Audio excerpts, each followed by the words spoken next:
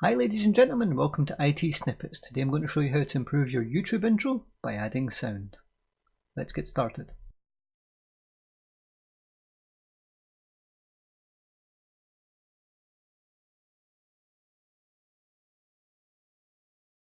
The first thing we're obviously going to have to do is use some sound, or rather find a website with some sound on it. The place that I'm going to use in this is called Freesound, and that's www.freesound.org. Now when you go to Freesound, it's got a search function, as most websites do these days, and you want to search for something that's relevant to what you're actually trying to do. So in this case, what I actually want to do is I want to add to my intro the sounds as if it's like live and in a concert and people are celebrating. So that will be applause possibly, or crowd noise. So we'll go for crowd noise. Search for crowd noise, and you can see it gives us these little details here. And if we click the little plus sign, so that's just general crowd noise. You can get a little playback, obviously, as you've seen when I hit the little play sound, but that's just general noise. That's not really what I'm looking for. So let's try concert, if I can spell it correctly. Crowd. So we've got applause. Let's see how this goes. Okay, I don't like that one. Crowd before jazz concert. Concert crowd, maybe?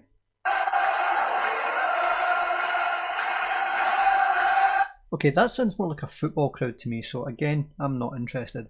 Something that's worth paying attention to here is the little icons next to the website. It will give you some information if you hover over them. For example, you can find similar sounds. You can find this belonging to a pack. Or it tells you about the licensing. So, Creative Commons Attribution license.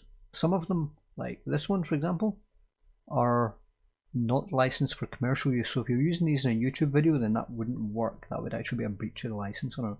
So let's just see if we can find something I'm actually happy with to place inside my intro.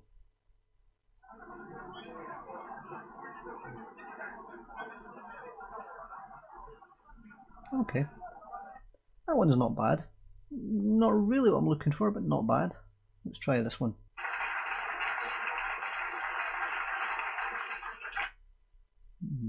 Okay. Again, you just have to go through these and choose some that you actually quite like.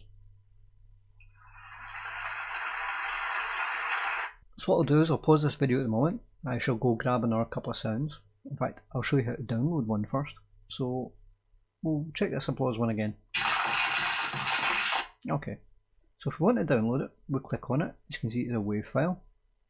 And then we have to log in to download. So let me just do that just now. Once you've actually logged in, you can click download and it will download it to your download folder. Let me go and try and find some other sounds that we'll mix in, and then we'll get back to the actual editing. Okay, so as you can see, I've opened the project in front of me that I want to edit, and here's my intro that I want to add the sounds to. So the first thing I'll actually have to do is import the sounds. So I would go to media,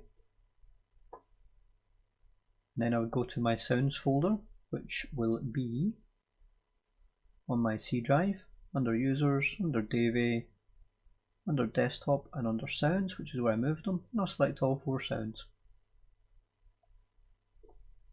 Then go back to the edit page. As you can see, there's no audio underneath my intro at all. So I want to bring up the media pool, and then I want to select one of the crowd noises and just pull it in and drop it in a layer underneath. Just shrink these down a bit. I want a layer underneath my introduction. So let's play it and see what that sounds like.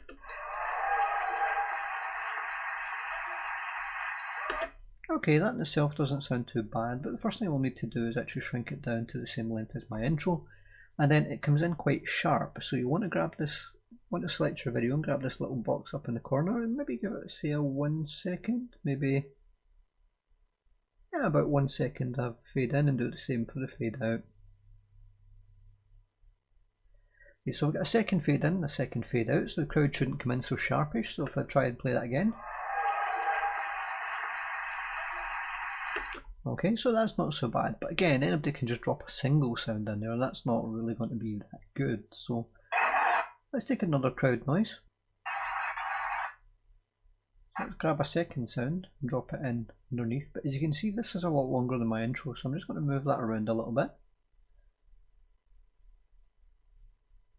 I'm going to zoom out a bit so I can see a bit more of my screen, or rather a bit more of the sound sample. I'm going to pull it in again to the same length as my intro.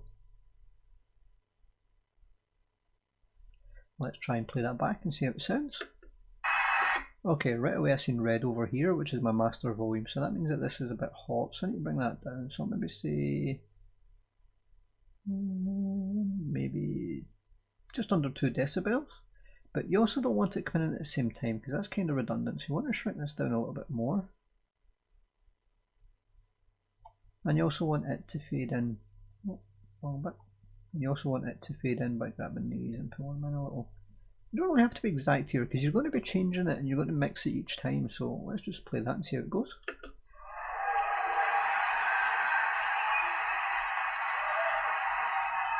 Now did you hear that? It faded in and then you get the second crowd coming in just that little second or so later and popping it even more. Now you could continue to build additional things on here. You could continue to layer it up and change it because the crowds mixing together and the different volumes and that will actually sound better sometimes, but of course there's a point of diminishing returns and it won't sound as good.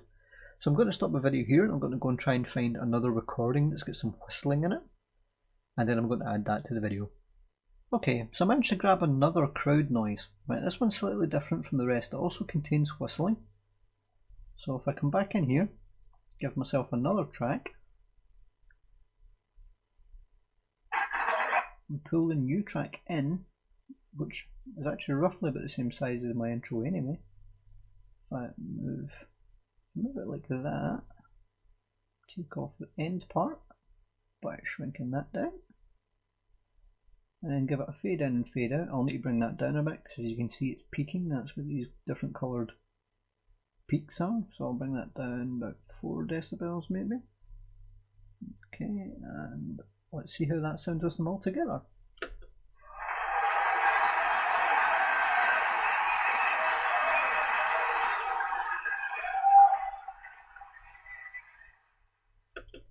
Now that one also had different whistling in it as well, and that's what I was looking for. I was actually trying to get whistles themselves and add them in so that I could place them wherever I actually wanted within the, the crowd noise, as if the crowd were going mad. But that's just a simple way of adding different layers in order to build different ambient sounds there. Now you could take it a step further. Like if I decide to just delete these just now, I'll just delete the entire track.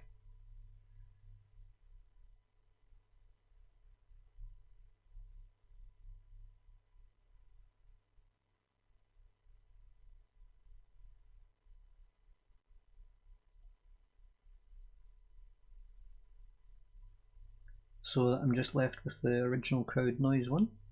Just bring that in so it only brings in with my intro. Now what you can actually do, I suppose in fact I should probably I'll leave 2 in just for the sake of this. Okay, so we'll still get 2 layers here. But what you can actually do, if you decide to, so I'll mute that one just now, so we only get the one sound at the moment. Okay, but you can take, if you've got 2 different layers like this, 2 different tracks, what you can do is you can select part of one of them, use your razor blade tool and just snip parts of it out. And what you can then do is once you've snipped them out, is you can adjust the volume or the fade with it. So if I bring that down, these ones will get quieter. So I'll play it with the top track muted just to show you.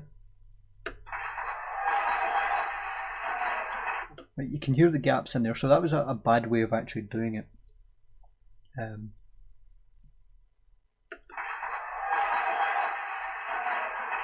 Right, so I've brought that down too much there, but what you can do is you can bring it back up, bring it up to maybe about there.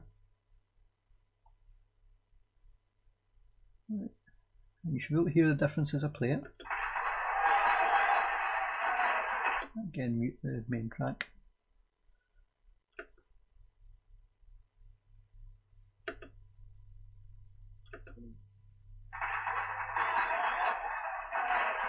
Now obviously I'm taking a very short segment, segments here that were taken randomly, but you could use that and possibly even cut out parts of the multiple layers to mix it all together at different levels so that it's not the same sound that you've just downloaded. I personally prefer the original where it was all just the same and just faded in at a different time. But that's how you would edit and add some sound using multiple layers to your YouTube introduction in DaVinci Resolve. If you liked this video, give it a like. If you disliked this video, give it a dislike too. If you get feedback on this or any other videos or suggestions for videos you believe we should do in the future, then please let us know in the comments below. But most of all, thank you for watching.